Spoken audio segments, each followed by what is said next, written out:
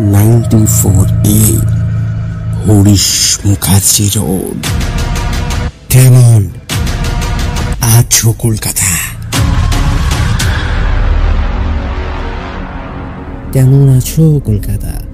আমি সুরজিৎ, আর আপনারা শুনছেন 94A হরিশ মুখার্জি রোড। আজ আপনারা শুনতে চলেছেন আপনাদের বহু পরিচিত একটি ঘটনা। ঘটনাটি আগের পর্বে পার্ট 1 হয়েছে এবং এই পর্বে পার্ট 2 হবে, এবং তারপরেরটাই মানে তারপরের দিনে পার্ট 3 হবে। তো বলুন তো কি ঘটনা বলেছেন? সিমুলি সিরিজের পার্ট 2। আজ ঘটনাটা অতটা ভয়ের না। ঘটনাটা ভয় কখন হবে? যখন আমরা লাস্ট টাইমে চলে যাব ঘটনার। তো 3 নম্বর এপিসোডের জন্য সবাই সাবস্ক্রাইব, লাইক করতে ভুলো না। তো আজকের ঘটনাটাও মন দিয়ে শুনতে হবে। আমি আপনাদের সঙ্গে আর আপনারা আমার সঙ্গে শুনতে থাকুন সিমুলি সিরিজের পার্ট 2। যারা আগের ঘটনা শুনুনি তাদের আমি আই বাটনে লিঙ্ক দেওয়া থাকবে, শুনে নিও। না তো আমি একটুখানি এখানে বলে রাখি, আগের পর্বে শিমুল বলে একটা ছেলে ওর বাড়ি থেকে কলেজ অনেকটা দূর হওয়ার কারণে কলেজে থাকার জন্য আবেদন করেছিল, এবং সে কলেজে থাকার জন্য পারমিশনও পেয়েছিল। এবং প্রথম দিন কলেজে থাকার সময় কলেজের যে দারোয়ান, সে কলেজ পাহারা দেয়, তাকে খাবার এনে দেয়। এবং রাতের বেলা সে যখন বেডরুমে যায় তখন 2-3টে লাইব্রেরির বই এবং 2-3টে পেন্সিল নিয়ে যায়, এবং লাইব্রেরির বইটার সাইডে রেখে, মানে বেডের সাইডে রেখে সে সবেমাত্র শুয়ে যায়। হঠাৎ দরজায় খটখট করে একটি আওয়াজ হয়, এবং আমি যদি সবটাই বলে দিই তাহলে ঘটনাটা শুনবে কে? আর বলবো না, তোমরা নিজে গিয়ে দেখো। আজ যে ঘটনাটি শুনবে সেটা সিমুলি সিরিজের 3য় পার্ট শুরু করছে।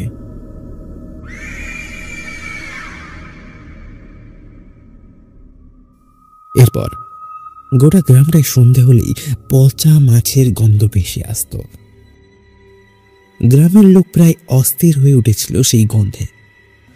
পরে এক ভালো গুণীনকে এই সমস্যার সমাধানের জন্য ডাকা হয় সেই গ্রামে। গুণীন অনেক বিচার ব্যবস্থা করে তন্ত্র সাধনা করে জানতে পারেন যে লোকটি মারা গিয়েছে সে এখন একটি মেছো ভূতে পরিণত হয়েছে, এবং লোকটির অতৃপ্ত আত্মার এই গ্রামে ঘুরে বেড়াচ্ছে। অবশেষে গুণীনটি মাছের লোভ দেখিয়ে তন্ত্র সাধনার মাধ্যমে ওই আত্মাকে বন্দী করে। এই ছিল বন্দি আত্মার কাহিনী, যেটা আমি এতক্ষণ বই থেকে পড়ছিলাম। তোর ভালো লাগে না ফালতু সব ভূতের গল্প? হঠাৎ আমার বুকটা ধরাস করে উঠল। মাছের গন্ধ? হ্যাঁ, টয়লেটের রুমটায় আমি মাছের গন্ধ তো পেয়েছিলাম। একটা চাপা উত্তেজনা আমার মনের ওপর দিয়ে চলে গেল। তবে কি আমিও ভূতের খপ্পরে পড়লাম নাকি? আরো একটা কথা মনে পড়ে গেল তক্ষণে। এই গল্পটা তো আমি পড়ার জন্য খুলিনি, বইটা তো এমনি খোলা ছিল। তবে কি ভূতটা আমাকে কোনো ইঙ্গিত দিতে চাইছে? গলা শুকিয়ে আসতে লাগলো আমার। রাত তখন প্রায় 11:30 বাজে। আর কিছুক্ষণ হলেই 12টা। শুনেছি 12টার পর ভূতের শক্তি দ্বিগুণ হয়ে যায়। মেরুদণ্ডতে একটা হিমশীতল ধারা বয়ে গেল তক্ষণে। কপালে হাত দিয়ে বুঝলাম বিন্দু বিন্দু ঘাম ঝরছে, আর স্পন্দনটা কেমন বেড়েছে। কোন রকমের টেলিস্কোপ ছাড়াই বিদ্ধ করে আমার বুকের স্পন্দনটি শোনা যাচ্ছে। কি করবো বুঝে উঠতে পারলাম না। হঠাৎ আমার দরজার সামনে সে আগের মতো পায়চারির শব্দ শুনতে পেলাম। না, এবার আমার মনের ভুল লাগছে না। আওয়াজটা দরজার দিকে এগিয়ে আসছে, এবং দরজার সামনে এসে থেমে গেল আওয়াজটা। তবে কি ভূত এলো? ভয় এবং বিস্মিত তখন আমার সে কি অবস্থা। হার্টবিট আরো উচ্চতর হতে শুরু করলো। এবার দরজায় টোকা পড়লো আবার। সাথে সাথে আমার কানের পাশ দিয়ে এক ফোঁটা ঘাম মাটিতে গড়িয়ে পড়ল। আবার টোকা পড়ল। আমি ভয়ে চিৎকার করতে চাইলাম, কিন্তু গলা দিয়ে কোনো রকম আওয়াজ বেরোলো না। গলা শুকিয়ে কাঠ হয়ে গেছে। দরজার উপাস থেকে এবার একটু হালকা হালকা স্বরে ভেসে এলো, কিরে, লাইট জ্বলছে এখনো, ঘুমাসনি? আরে আরে, এ তো রঘুদের গলা। এবার যেন আমার দেহে প্রাণ ফিরে এলো। গলাটা একটু খাঁকড়িয়ে নিয়ে বললাম, ও রঘুদা, তুমি? দরজা খুলে দিলাম তক্ষুনি। এই তো লাইট বন্ধ করে শুতেই যাচ্ছিলাম। রঘুদা বলল, আমি আবার দেখতে এলাম, ভয় ঠয় লাগছে না তো?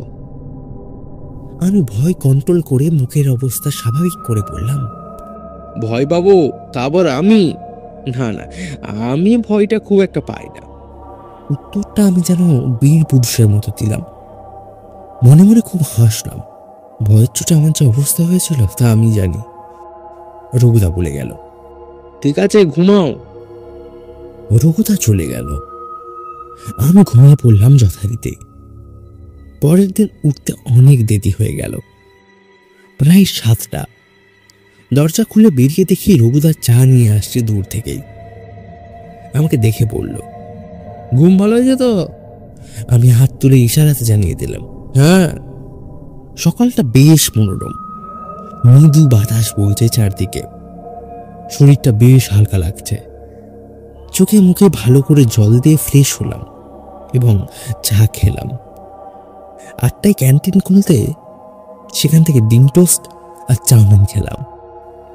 ক্যান্টিন থেকে খাওয়া দাওয়া শেষ করে টয়লেট রুমে গিয়ে সেখানে স্নান করে নিলাম।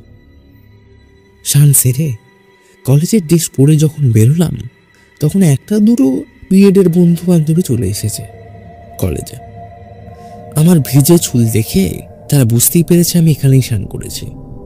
ওরা কেউ জানতো না যে গত রাতে আমি কলেজে কাটিয়েছি। আমি নিজে থেকেই তাদের ব্যাপারটা জানিয়ে দিলাম।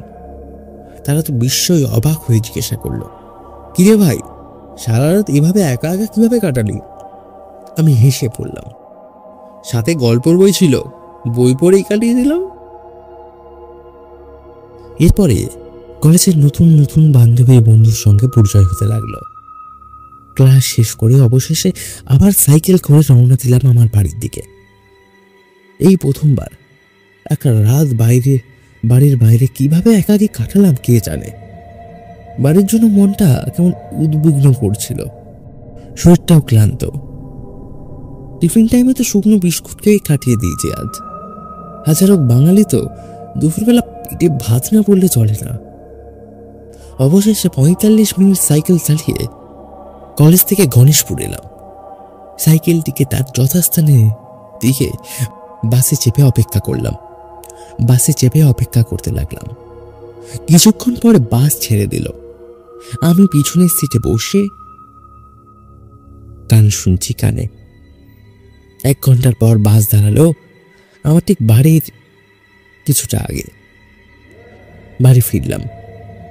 একটা রাত বাইরেই কাটিয়েছি মাত্র, তাতেই মনে হচ্ছে গ্রামটা অনেকদিন দেখিনি। সারাদিন ভাত খাওয়া হয়নি। অবশেষে সন্ধ্যে ভাত খেয়ে সে কি তৃপ্তি। আবার 15 দিন পর কলেজ যাব। আসলে আমার বাড়ি থেকে কলেজটা দূরত্ব অনেকটাই বেশি, তাই আর রোজ দিন যাওয়া হবে না। 2-1 সপ্তাহ ছাড়াই যাব। গ্রামের সব বন্ধুরা জিজ্ঞেস করতে লাগলো, কিরে কাল কোথায় ছিলিস? আর বলিস কেন রে বন্ধু, কলেজেই ছিলাম। তারা বলল, কলেজে কোথায় ছিলিস রে? আমি বললাম, স্যারেরা রুমের ব্যবস্থা করে দিয়েছিল, গেস্ট রুমে। অবশেষে দেখতে দেখতে 1 দিন 2 দিন 3 দিন এভাবে 15টা দিন কেটে গেল। কলেজ তো যেতেই হবে। আবার সে একাকী নির্জন স্থানে রাত কাটাতে হবে আমাকে একাই। একাকী এইভাবে সময় কাটানো খুব কষ্টকর। তোমরা হলে কি করতে একটু জানিও। এখনকার দিনে মোবাইল, ইউটিউব কিংবা গেম খেলে। এখানে একটু বলে রাখি, আমার ফ্যামিলির অবস্থাটা একটু মধ্যবিত্ত থেকেও নিচু। তার জন্য হাতে ফোন ছিল না, ওই ছোট ফোন নোকিয়ার। তাই খুব কষ্ট করেই বড় হতে হয়েছে আমাকে। কি আর করা যাবে বলো, একই রকম জীবনযাত্রা। বাসের ধকল সহ্য করে সাইকেলে চেপে একই পথে আবার সেই কলেজে পৌঁছালাম।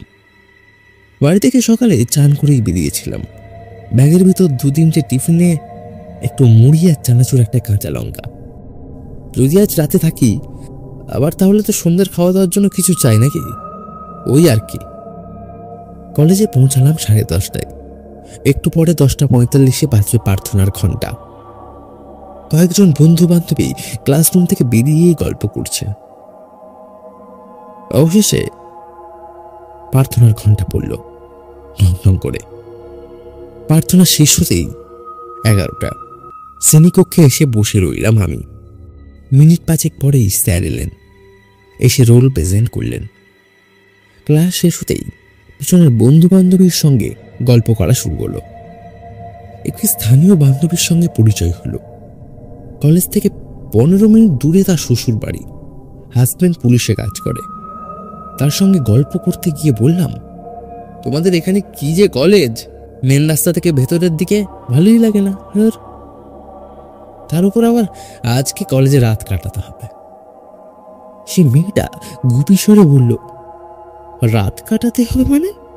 সে জানতো না এই 15 দিনের আগে আমি এই কলেজে রাত কাটিয়ে গেছি। বান্ধবীটিকে আমি বললাম, আগেও তো একদিন কলেজে রাত কাটিয়েছি। সে প্রশ্ন করল, কোথায় শুয়েছিলাম আমি? উত্তরে বললাম, ওই তো গেস্ট রুমে। সে আমাকে জিজ্ঞেস করলো, তোমার ভয় করেনি? আমি বললাম, তেমন না। বান্ধবী বড় বড় চোখ করে বলে উঠল, সে কি? আমি বললাম, কেন, কি হয়েছে? সে বলল, থাকিস না, জায়গাটা না খুব একটা ভালো নয়। এখানে তো আগে শ্মশান ছিল। এই ব্যাপারটা আমি জানতাম না। শুনে চমকে উঠলাম আরেকবার। কে? আমি কেউ ওই দিন আবার রাত কাটালাম নাকি বাড়ি ফিরে গেলাম? জানতে পাবেন পরের পর্বে। আজকের মতো গুড নাইট, টাটা।